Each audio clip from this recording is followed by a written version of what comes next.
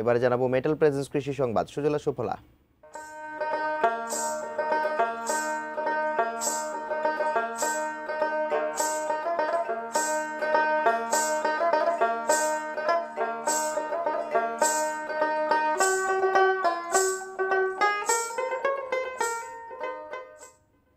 লাভের আশায় পানের বরজ করেছিলেন নাটোরের পান চাষিরা, কিন্তু দাম কমে যাওয়ায় বিপুল ক্ষতির মুখে পড়েছেন তারা।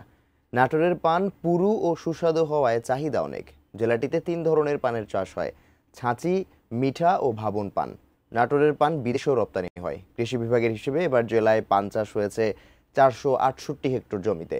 পান চাষিরা জানান, বাজারে দাম অনেক কম হওয়ায় এবার বড় অঙ্কের টাকার ক্ষতির মুখে পড়েছেন তারা। পান চাষে সার, খৈল ও শ্রমিকের মজুরি বেড়েছে, অথচ গতবারের তুলনায় বাজারে দাম অর্ধেক। পানের বাণিজ্য কেন্দ্র করে সদর উপজেলার দত্তপাড়া ও মোকরামপুর বাজারে গড়ে উঠেছে পানের হাট। এবছর নাটোরে 150 কোটি টাকার পান বিক্রি হবে বলে আশা কৃষি দপ্তরের।